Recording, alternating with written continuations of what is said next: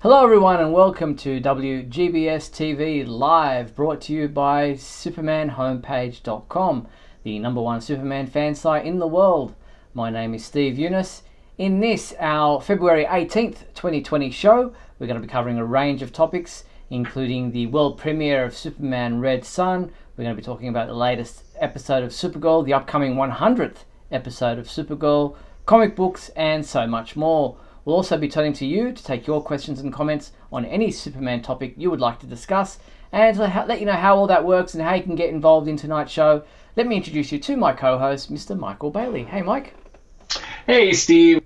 Now, WGBS Live is all about Superman, and because of that, we want to hear from the Superman fans that are watching us on YouTube right now.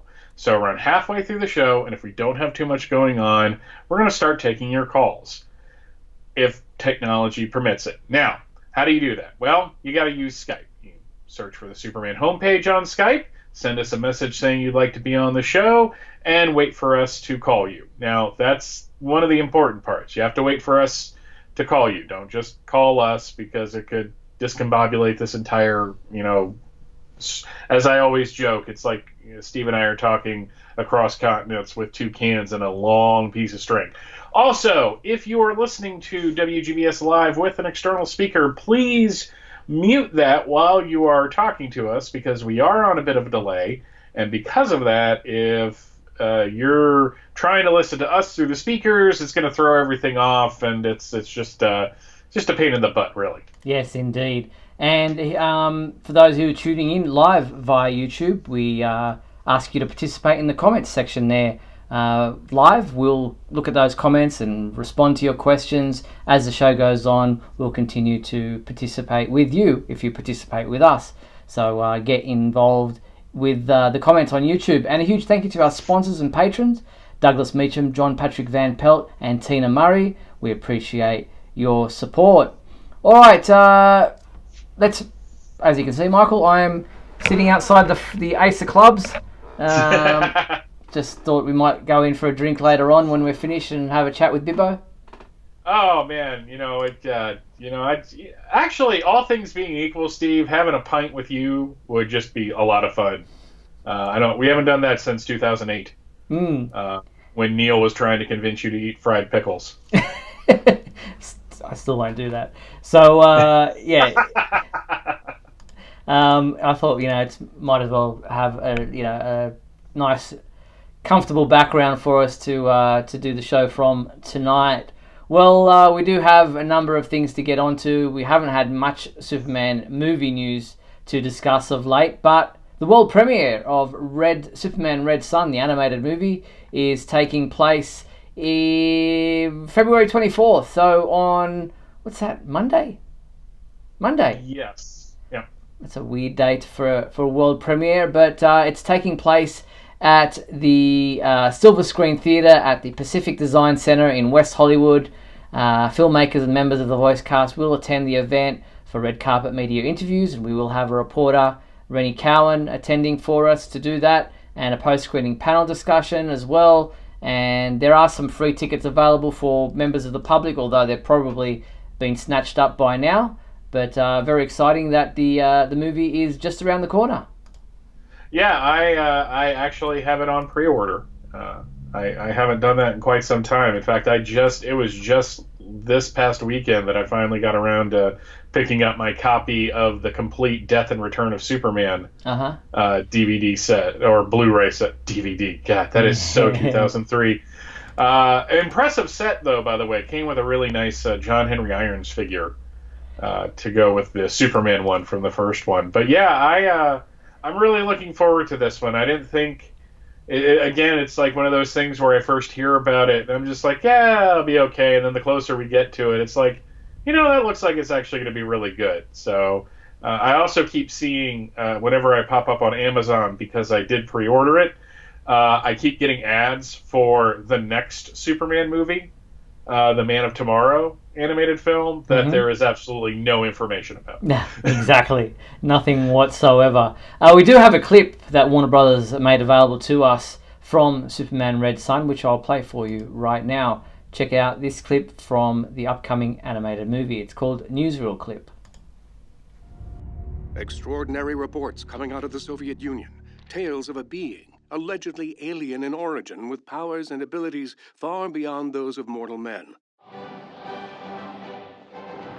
This footage, released by the Russians, appears to show the Soviet Superman in action. If true, this could be the beginning of a new kind of arms race.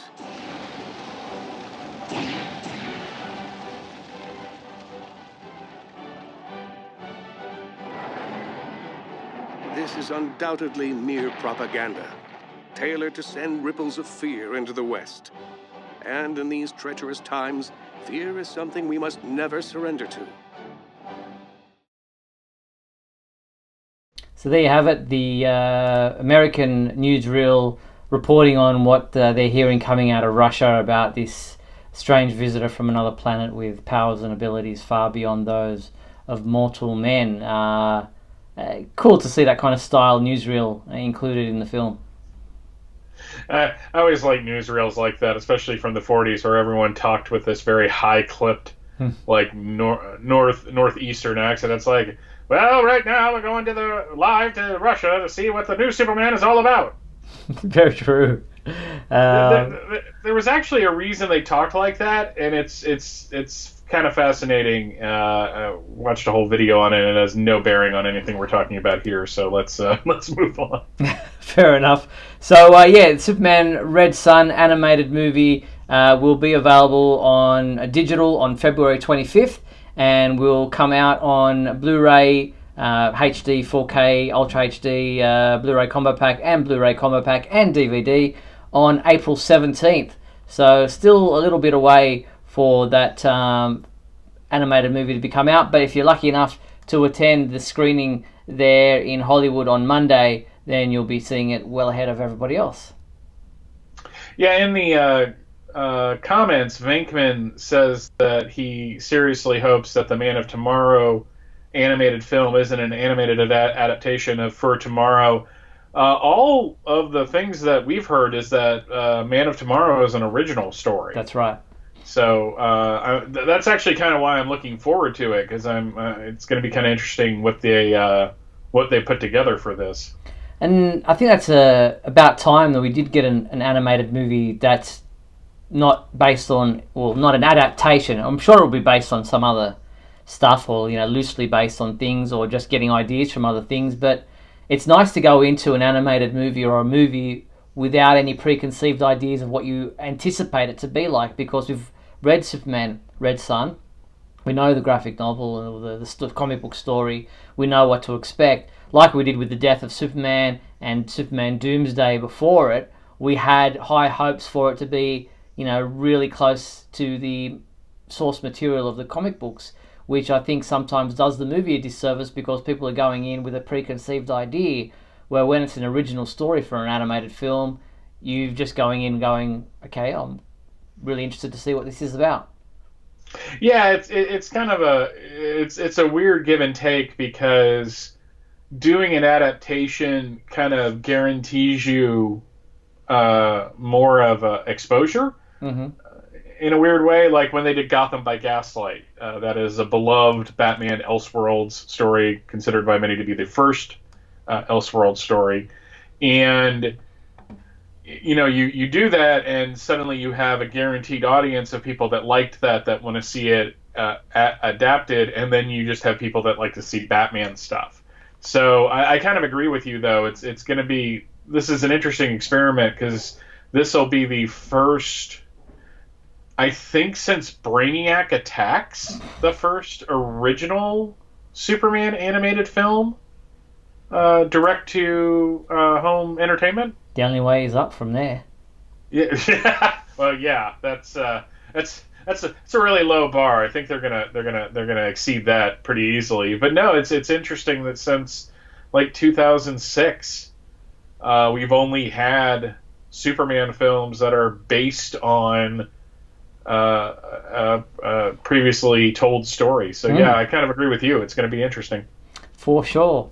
All right. Well, something that isn't based on an original idea, but was it's a fan project where they're trying. It's called Superman: The Final Cut for whatever reason.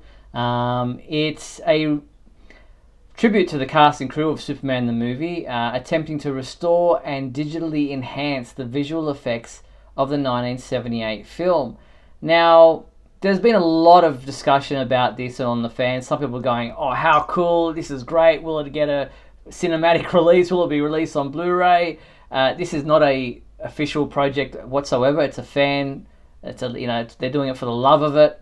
Whether you agree or disagree on whether they should or whether they should leave it untouched, fans are going to do this. They're always, with new technology available to the home market nowadays, people are going to want to be able to try their hand at some of the effects that back in 1977 were impossible to do other than via practical methods.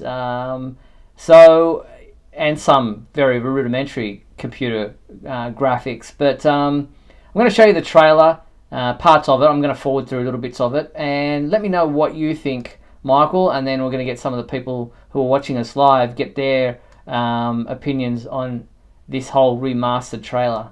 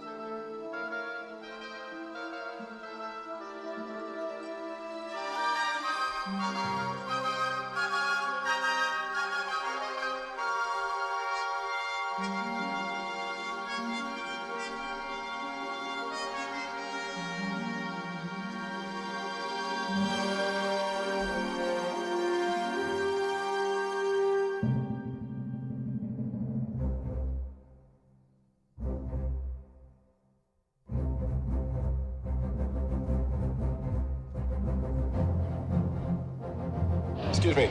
That's a bad. I've got you. You've got me. Who's got you?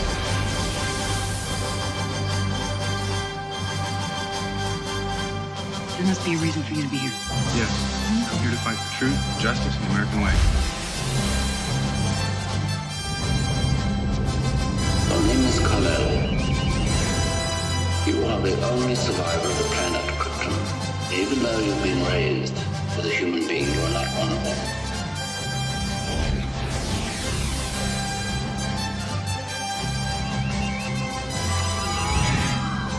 I'm afraid I just got carried away.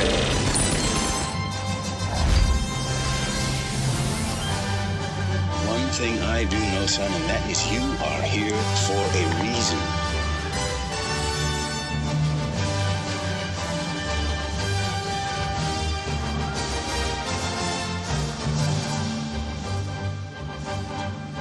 They can be a great people, Kal-El. They wish to be. They only lack the light to show the way. For this reason, above all, their capacity for good, I have sent them you, my only son.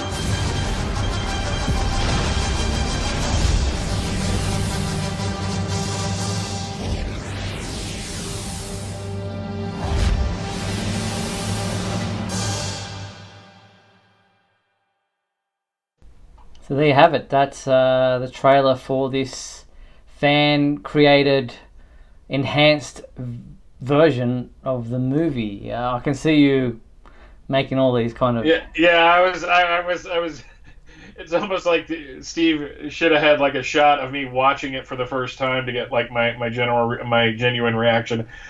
Here's the thing: people have been putting together cuts of this film for decades. Back in the late 90s, I had a friend get me at a convention. Somebody put together over 2 VHS tapes, like every available bit of footage, and then they had the restored international cuts that have been available online. And it's just a natural extension of fans wanting to get the most complete cut of this movie possible. And if they were going to want to clean that up and just make it look better and make the sound more even, I'd be a little more behind it. Redoing the effects, I'm sorry, it's not going to look good. It'll look impressive, as in you're able to create this and you're just doing it at home or at your studio. But this movie, for the people that love it, they love it because of the original effects. I'll never forget, as soon as the 2001 DVD release? Was it 2001? Yes, that's right, yep. Soon as that director's cut hit, the superman.cinema.co.uk site message boards were full of people complaining about the sound mix. And once you start messing with that kind of stuff, people... I applaud them for doing it, but it's just like, I look at that, I'm like, when I was looking at their restored effects, I'm like, I kind of think the stuff looked better, back from 1977. I agree. I think looking at Superman Returns as an example, some of the effects in that film were so horrendously obvious that it was CGI. It was cartoonish. The effects in this look good for what they're able to do, but I agree with you. The effects that they were able to do in 1977, 1978 for Superman the movie were really impressive. I think the only thing that maybe is dated are the miniatures for, like, when you're using water, like the flooding and things, because you cannot miniaturize water. The droplets and everything are always going to look wrong, if you like, as far as an aspect ratio, because, liquid and things can't be miniaturized, as I said. So the flooding effect and those miniatures and things like that probably could be done in a better way now, but the flying effects look better in Superman the movie than they have in any other films to date. I think the practical effects of having Christopher Reeve actually make those motions and everything cannot be replicated in a computer. The capes, because they're digital now, always look a little bit hokey. Where back then they actually, did it with what they call a cape flapper, which was an invention that they created specifically for that film. Other than, as I said, the miniaturized stuff, I don't see any need to update or digitally enhance any of the other visual effects. Yeah, what you said about the flying effects, I mean, when you look at even Superman 4, which I think we can agree, and Venkman was talking about that if anything's would benefit from a redo, that would be the one. But when you look at the takeoffs and the landings of that, and when Lois and Clark did it like the movies, and when the Superboy television series, the takeoffs and landings always look better than the CGI ones, because it's a real person. There's there's this thing called the uncanny valley, where and people can talk about it with more eloquent terms than me, but it's basically when your brain is looking at something that is supposed to be real, but it knows it's not, and it's like throwing up warning signals. This is why the Cats trailer, when it first hit, freaked everybody out, because it just looked weird. Like it's like you didn't buy it. So I think to a certain extent, there are certain shots in all of the more recent Superman films that I think look really impressive. Oh yeah. The shot of Cavill looping over the Earth when he learns to fly, that was really solid. But it didn't look too dissimilar than Christopher Reeve flying in space, because it's black. So it's like, you're not on Earth. But when people just take off with computer-generated effects, I think there's always this part in the back of my mind that's like, no, that was an effect. It's why I think the Supergirl series has had some really good flying effects, because a lot of those are practical. So I applaud anybody that has a passion for something, that wants to share that with other fans, because that's kind of this is what we do every week. Yeah, exactly. So it's not like I'm saying they shouldn't have done that. This is a sacred tome. They are, the gods are going to get angry, and suddenly it's like a really bad episode, like the first episode of the Superboy television series, where the movie is cursed or something. But I just think that that explosion at the end looked pretty good. One of the other commenters mentioned that, but like the plane, there was nothing wrong with the Air Force One scene. That is a beautifully shot sequence with miniatures and the mix of live action and miniatures and stuff. So, I keep repeating myself, but it's just like I was watching it going, might not be for me. Yeah, and I think the problem is that the lighting and the computer graphics will not necessarily match the tone and lighting of the rest of the film. And so that's probably the only reason why it might not look that great in totality. But I applaud them for their efforts, and I'm interested to see it. Don't get me wrong. I think this is not like it's an official release, so it's not like we can really complain and say, I'm not forking out my money for this. These guys are doing it off for the love of it, and they're going to be uploading it to YouTube. You won't have to pay for it. So more power to them. Go for it. Yeah, absolutely. And if people love it, and I hope people enjoy it, it's just the problem is Superman the movie. So if Superman fandom is contentious in general, I would venture to say that the movie fans are, and the arguments around that are the most contentious. You can get into the arguments about the comics and stuff, but since the movies are so much more widely seen, I think that's why people hold it as more precious. So I really, if I watch it on YouTube, I ain't going into those comments because it's going to get ugly in a hurry. Yeah, exactly. There's going to be a mixture of people praising it and a mixture of people who are just absolutely bashing it, saying you shouldn't have touched it. But so I encourage those people, go for it. Just don't be surprised when you get a massive backlash from 50% of your audience. Yeah, there's going to be a little bit of blowback on this one. Yes, exactly. All right, so that's, as they call it, Superman the Final Cut, remastered film that they're creating. A trailer is out there that we just showed you. But let's move on to the TV side of things. The latest episode of Supergirl, Part 2 of Back from the Future, aired on Sunday night there in the US and last night here in Australia. And this was the 12th episode of Season 5. You gave it a good 5 out of 5 rating, Michael. Saying you didn't have a whole lot to say about the episode, but all in all, you thought it was quite enjoyable. Yeah, I mean, it's like one of those weird things where it's not a filler episode. It moves all of the subplots and stuff are moving along nicely. It furthered just about everybody's plot. I thought the action sequences were really ambitious. They did a lot of panning the camera around the room as Supergirl and all of them were fighting the flying monkeys and the drones and the stuff like that. I thought the stuff with Winn and his dad was really emotional. It was really cool seeing Henry Zierney again as the older Winslow shot.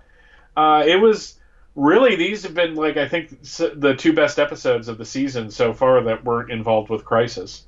And I think Winn, Jeremy Jordan being back, probably is a big part of that because his acting is so great and his character is so enjoyable, so much more than Brainy for me.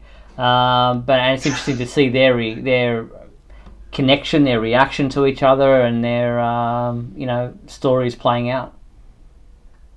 Yeah, I really liked how everyone leaves the room and Winn kind of calls Brainy out again. It was just like, yeah, that's exactly what would happen. And it's really cool seeing Winn go from kind of the nervous office guy that had a crush on Kara to being like a hero in his own right. Like, I think they've done more for Winn's character in these two episodes than they did when he was just basically the Cisco of the show. He was enjoyable. I liked the things they did. I loved the subplot where he was involved with one of the aliens. I was kind of really happy for him on that one. But it was just really cool to see him. They actually told a story with his character. It wasn't just, oh, he's back, isn't it cool, and then he's gone again. They do the whole computer lad and then him taking the name Toyman again before he goes back to the future. I liked all of that. It's just, I liked all the stuff with Lex. I like Lex trying to play, basically, the people that I don't think he realizes that woman's involved with Leviathan. So he thinks he's playing her, or Gemma Cooper, and Gemma's like, nope, we got them right where we wanted. It's just like, okay, this is what this story needed. You know, not guys in weird outfits, doing earthbending like it's the last Airbender. Just a really good story, focused on the characters, and it's just like you said, Jeremy Jordan helped. This show has really benefited from Lex being part of it. Yeah, exactly. Some of the questions in the comments. John is asking, what do you guys think of Winslow's Legion name? Well, we kind of touched on the computer lad thing. It was funny. Toyman taking that name has been done in the comics, where Toyman is a friend to the superheroes, with the young Asian boy who took on the name Toyman in the Public Enemies story. It was a Public Enemy story, and then he popped up a few other times, and then I think Jeff Johns revealed in that one Toyman one and done story that it was just another one of Winslow's androids, which I think undercut like all of the other stories with that character. John's also asking, how is Lex supposed to bring down Leviathan with Toyman? Well, the whole idea was getting Toyman's code that allowed him to have that AI software, if you like, to enable him to infiltrate, I think, what Leviathan, or what's happening there with the contact lens, the obsidian stuff. It's just all part of his plan to get his finger in as many pies as possible. And the idea of being immortal, yes, so that he has time to defeat them. Now, I loved also just the back and forth between Lena and Lex. It's great. It's always good. Is Kara dating William Day? Well, that looks like they were going to, but because she realized that she's already started their relationship with a lie about a grandmother being sick, she backed out of it. Yeah, and I think that's kind of for the best, because now if something happens, it's actually because they like each other, and it won't feel forced. I know that may sound weird, but it was funny watching them do karaoke together. They sang pretty well. I was actually disappointed that Wynn didn't do any karaoke, because he's got a magnificent singing voice. But I liked that they kind of teased it and then it was over, and I also liked that we got a little bit of a teaser for the next episode, that it kind of ends where the next episode is going to begin where this one ended. Now, Alex has quit as the head of the DEO, and Brainy has been installed by Lex in that position. What do you think this means for Alex and Brainy's relationship? Because she found out that he had been spying on her and had infiltrated whatever she'd been doing in the computer, and he explained himself, and then she trusted him with that. But is this going to create some tension there? It probably will. I actually think getting Alex out of the DEO, and actually getting away from the DEO in general, I've talked about this in some of the reviews and probably on the show, that I think the DEO as a concept has kind of played itself out. It's a crutch. It's a place where they know they can get stories from. And with her being out of the DEO, it's just like they keep throwing things at us this season that are kind of breaking the format of the show. And I think every time they do that, it's always good for the show. Yeah, agree. Like having Alex, it's going to create tension. I'm sure by the end of the storyline, everybody will be friends again, because that's usually how these things work. But it is kind of cool that she quit, and now she's going to be working with John at the Watchtower. Mm-hmm. And you're going to have Brainy and Lex at the DEO. I think it creates a really good dynamic for the show. I agree. I think it's a fascinating development with Alex getting out of the DEO.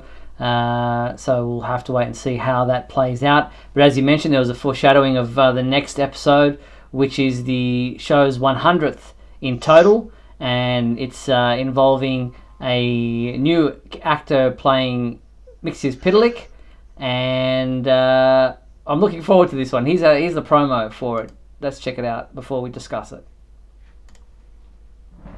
Tell me me who you are and what you want. I am Mr. Mixes Pitalik. I am offering you a do-over. We have to go back to the very beginning. Don't mess it up.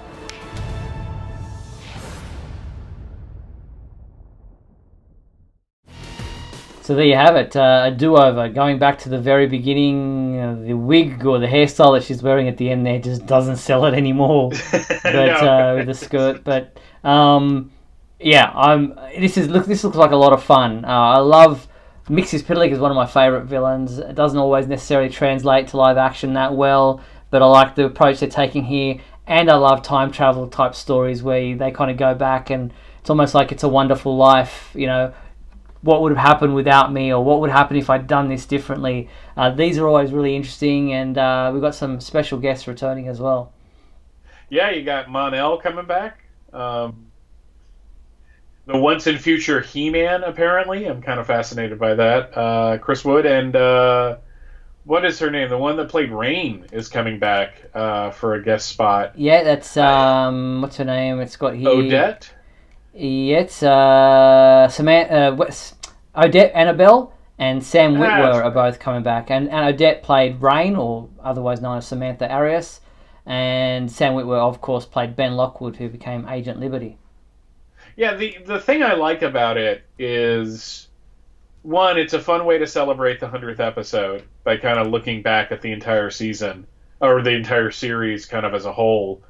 But more than that, I think it's just fun to see, like you were saying, them experimenting, because it's like, well, what if she tells Lena here? And we saw set photos a couple months ago of Kara kind of revealing her identity publicly, and I was just like, oh, are they going to bring what they did in the comics to the show? And it looks like it was for this, so I guess I was wrong. Yeah. It's fine. I don't mind being wrong about this. No, I'm really looking forward to it. And it looks like Wynn is still here for this episode, whether or not that's just because it's a flashback, it's some kind of, I don't know, just different storyline version. We'll have to wait and see how Wynn is there. He's wearing his modern outfit, so it's not like it's an older version of Wynn. But, yeah. I'm not a big fan of Chris Wood as Mon-El. I mean, I could take him or leave him. I didn't hate him. But obviously he's her Melissa's real life husband. So, you know, there's obviously a connection there for him to come back. But it's Sam Witwer, it's Odette Annabelle as well coming back. So it's not just a vehicle for him to return. And that's what they've announced. I have a feeling that they're going to pull a Crisis and have some surprise cameos as well. Mm. So this episode is titled It's a Super Life. It will air on Sunday, February 23rd at 9 p.m. in the US. And it's, as I said, the 100th episode of the series as a whole. And looking forward to seeing Thomas Lennon playing Mixis Pitalik. Yep, looks great. All right, we're going to take a quick break. Come back on the flip side to talk about a Smallville reunion at a convention coming up. We're going to be talking comic books and so much more. So stick with us. We'll be back right after these messages.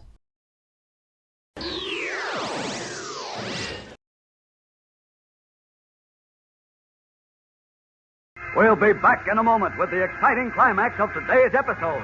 So stand by.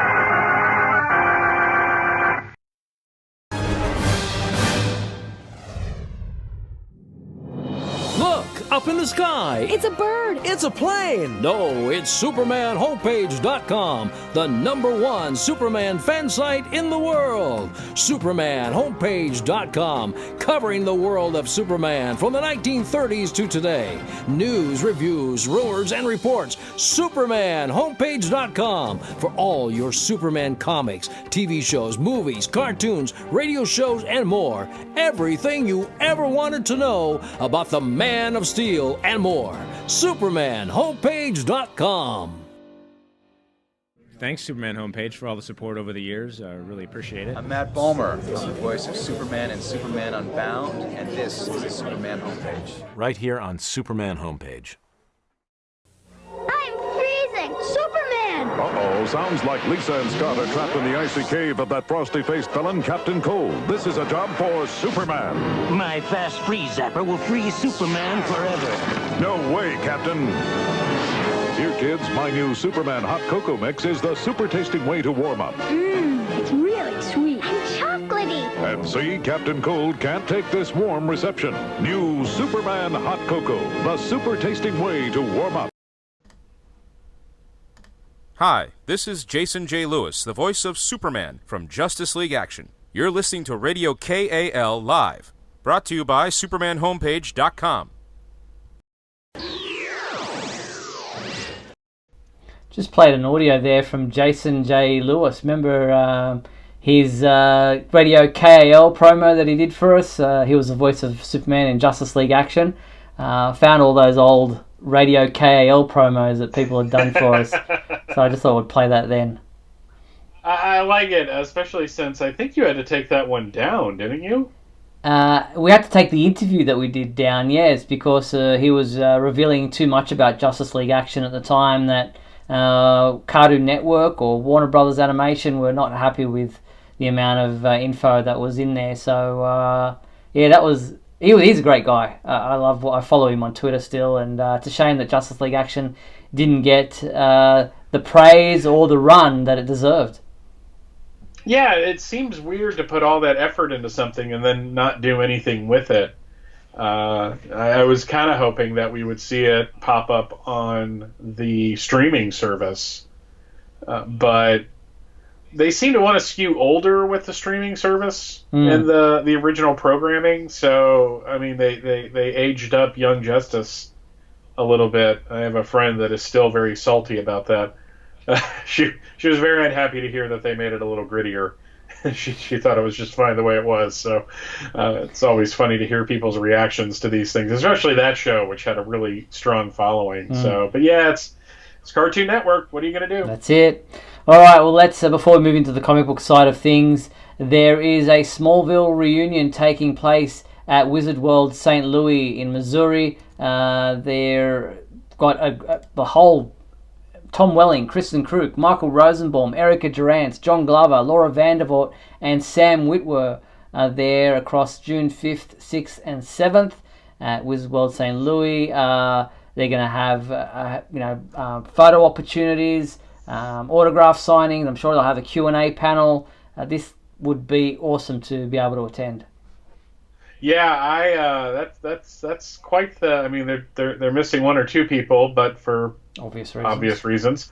No, I just like seeing as many people getting together. Sam Witwer's kind of cool to get in there because now he's got more of a connection to the Superman and Supergirl property, so he's got lots to talk about. But everybody I know that have gone to the panels and the Smallville nights and stuff have said what a great time it is and how much fun everybody is.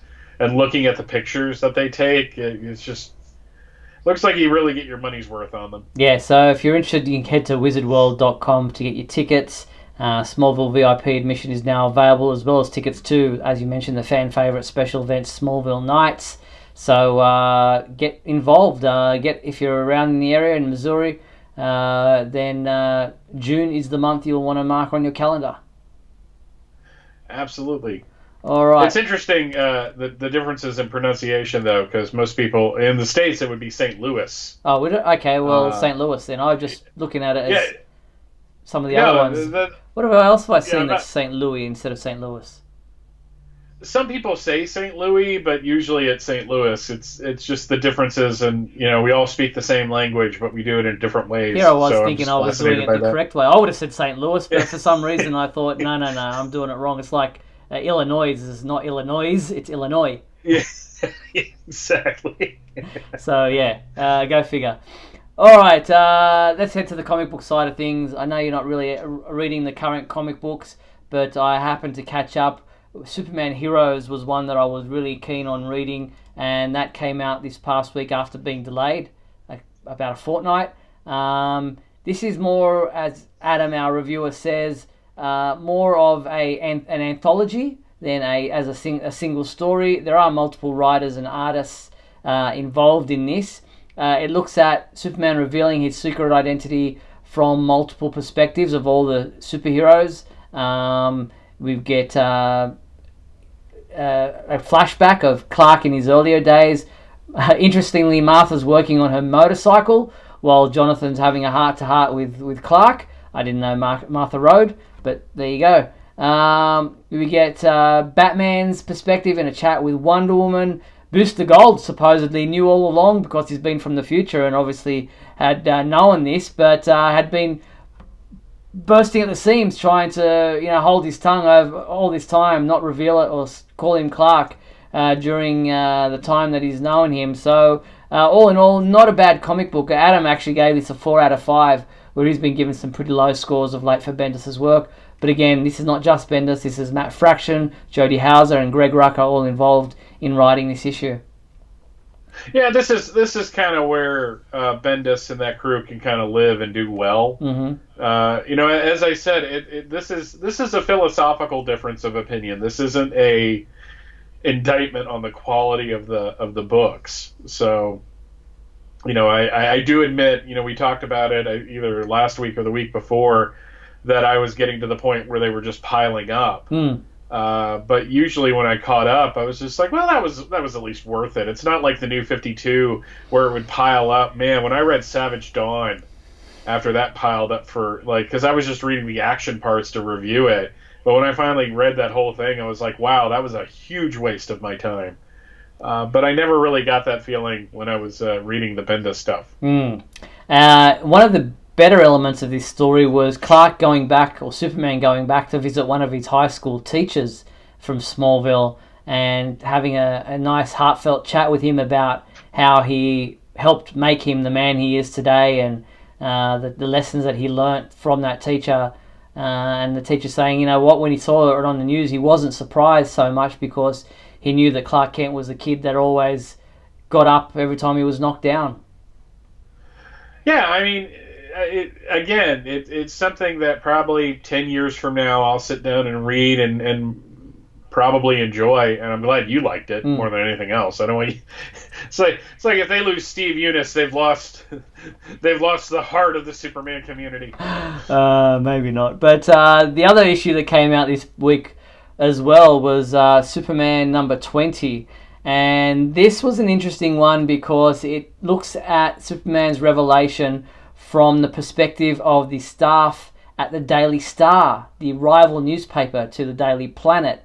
And there was an interesting element in this in that Lana Lang shows up, but apparently she's a reporter now. Last time we saw her, what was she, like a successful scientist, former superhero? Yeah. She was a partner in Steelworks.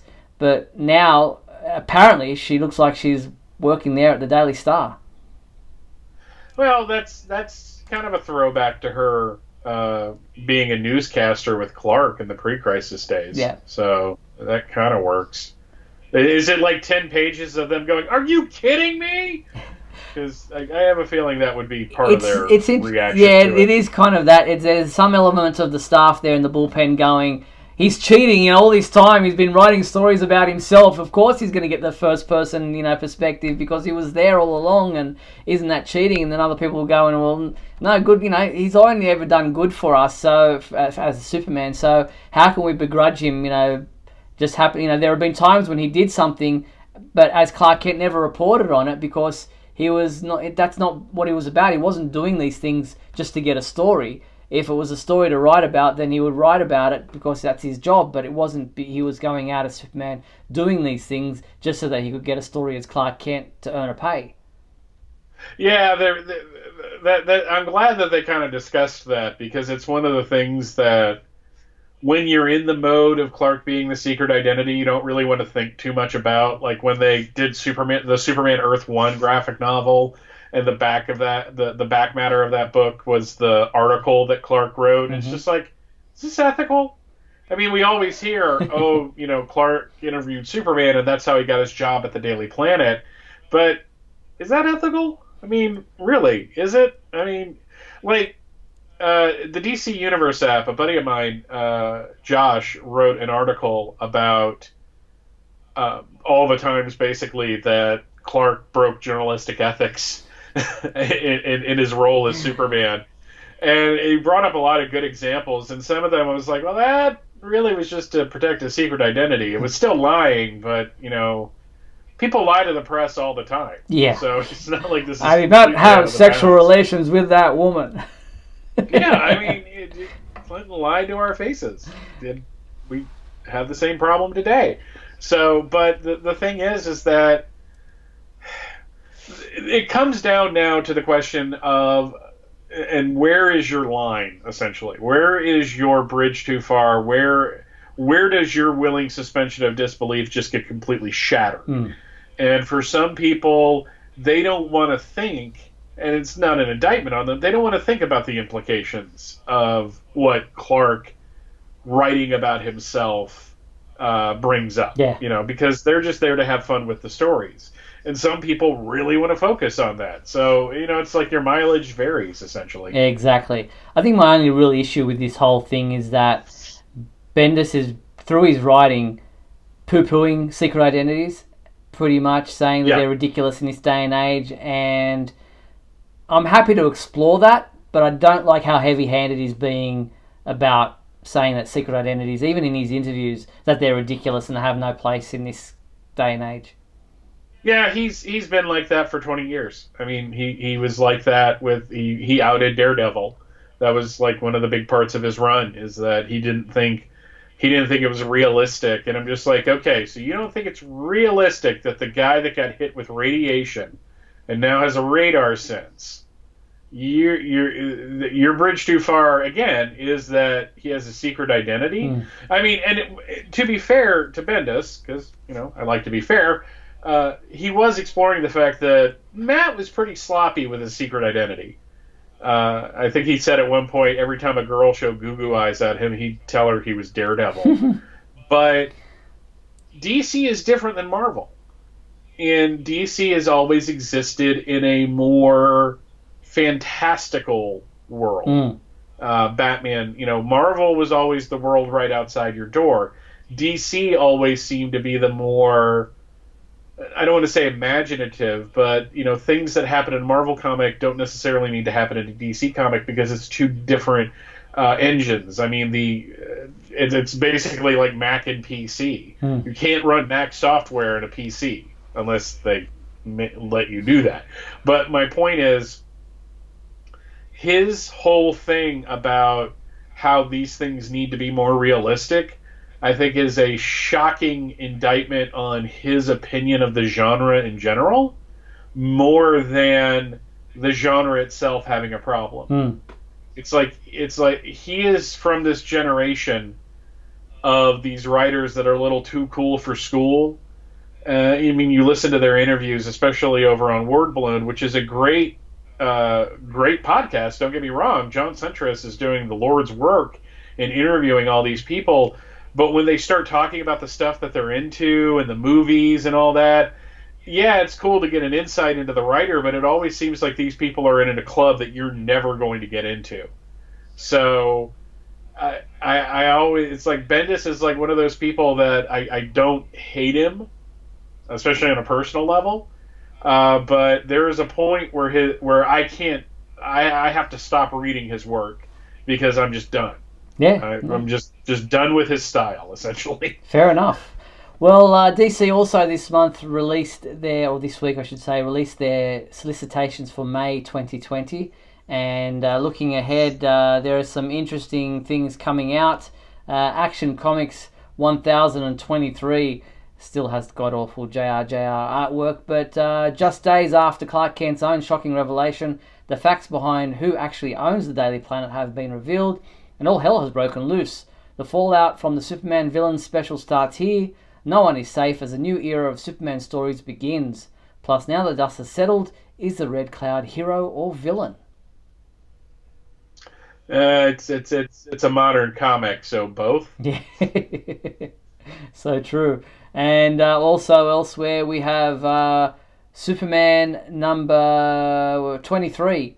With Superman's secret identity suddenly revealed to the world, many in his life are worried that he has been tricked or duped into destroying his own privacy, All the more worrisome is Superman has been very susceptible to mysticism. Could all this madness be magic related? It's time to call the doctor.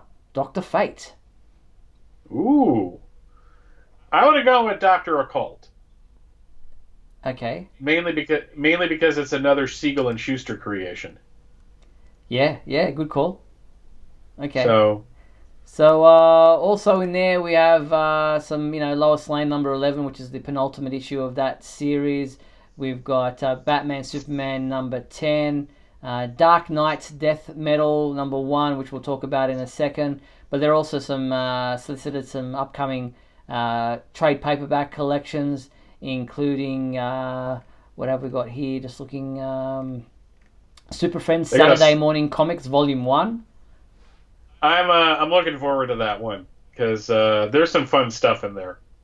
They've got box sets of DC graphic novels for kids and DC graphic novels for young adults, which collect some of those graphic novels that we've been talking about over the last couple of months. So they've also got solicited here some DC Essentials action figures, the deceased Superman and Supergirl action figures in there as well. I would also recommend, now that you can get them, is that they have the Superman Giant number 3 solicited, and that's the stuff that was formerly exclusively at Walmart, but now like a month or two later is hitting comic shops. Mm-hmm. So now more people have an opportunity to read those. I've gotten seriously hooked on these things in the past couple of weeks. I just love that it's $5. It's 100 pages.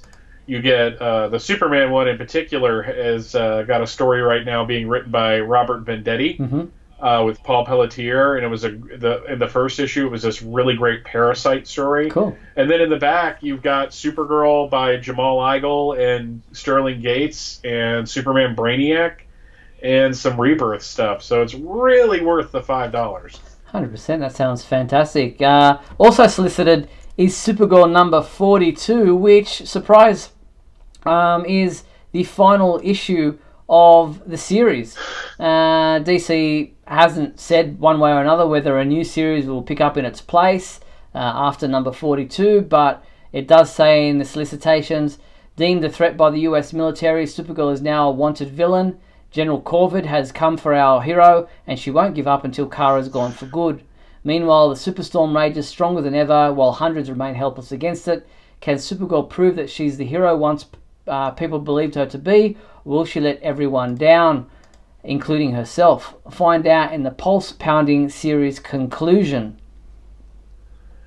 Yeah, I'm both surprised and not surprised at that, because I don't know why they can't figure this title out. I don't understand it. You've got a hit television series. You would think that you would want to lean into that skit. Is it that the people that watch the show, like the core audience, doesn't want to read comics? Which is entirely possible. Maybe that's how they like to get their superhero fix. All are welcome. But it just seems like Supergirl is one of those characters that since bringing back Kara Zor-El, they have had more retools than I think just about any character at DC. Yeah, no, I mean, they tried to shoehorn some TV type stuff into the Supergirl series. They gave her the Danvers parents, but they were more like minders from the DEO than they were adoptive parents. But that just kind of went by the left aside pretty quickly. They killed off, I think, both of them or one of them. So it was kind of, they didn't know. They've always got to go with this angsty thing with Supergirl that she's always a fish out of water. Yeah, and then they skewed it. They skewed it a little more of the Batgirl of Burnside type of storytelling for a young female hero. And then, the book went on hiatus, and when it came back, it was tied into what was going on with Superman and Rogol Zaar, and I saw a lot of people really enjoying it, but I don't know if it just ever grabbed a larger audience than like a core bunch of readers. Yeah, I don't know. So we'll wait and see if Supergirl gets picked up again, doesn't sound like it. If you're announcing the series ending, then that doesn't bode well. Very true. All right, as I mentioned, the solicitations also included the full announcement about Dark Knight's death metal. Now, the big promo that they sent out about this says DC will give readers what they want this summer. I didn't know anybody was asking for it. Bigger, louder, faster, and metaler. As the publisher announced its plans for Dark Knight's Death Metal, the sequel to the smash hit 2017-2018 series Dark Knight's Metal, which brought widespread changes to the DC Universe, introduced fans to the Dark Multiverse, and a runaway hit villain, the Batman Who Laughs. Now, this new series spins out of the events of Scott Snyder's Justice League run and the Year of the Villain Hell Arisen miniseries.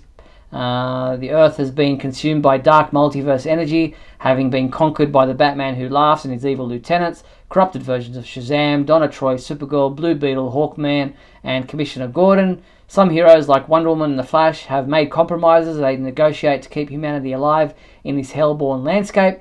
Others like Batman are part of an underground resistance looking to take back control of the world. Superman is imprisoned, cursed to literally power Earth's sun for eternity. I mean, if you liked the metal stuff, I'm sure this will be really exciting for you. I never read it.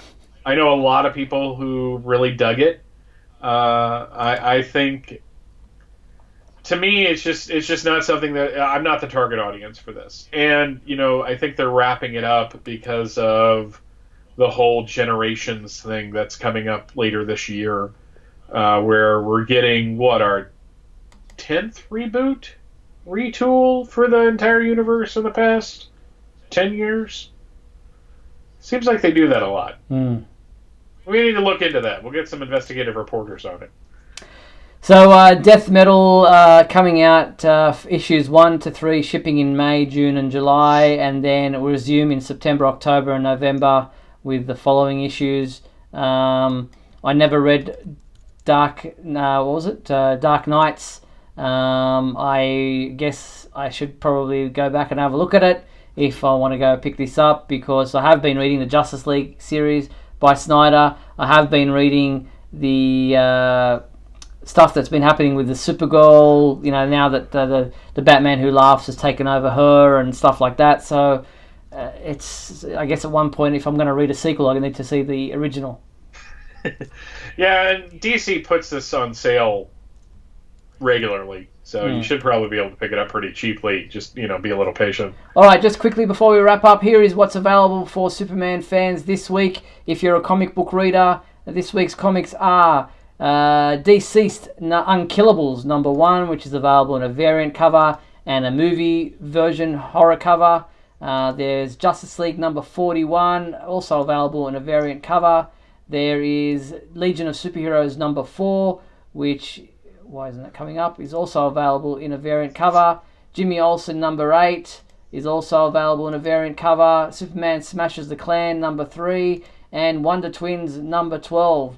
They are all out this week for comic book fans, so make sure you check them out. And that is our show for this week. Before we sign off, I want to thank everyone for watching tonight's episode of WGBS TV Live. I want to thank everyone in the YouTube comments who participated live in our show. Thank you to our sponsors and patrons, Douglas Meacham, Tina Murray, and John Patrick Van Pelt. And thank you to you, my co-host, Mr. Michael Bailey. Thanks, Mike. Yeah, pleasure as always, Steve.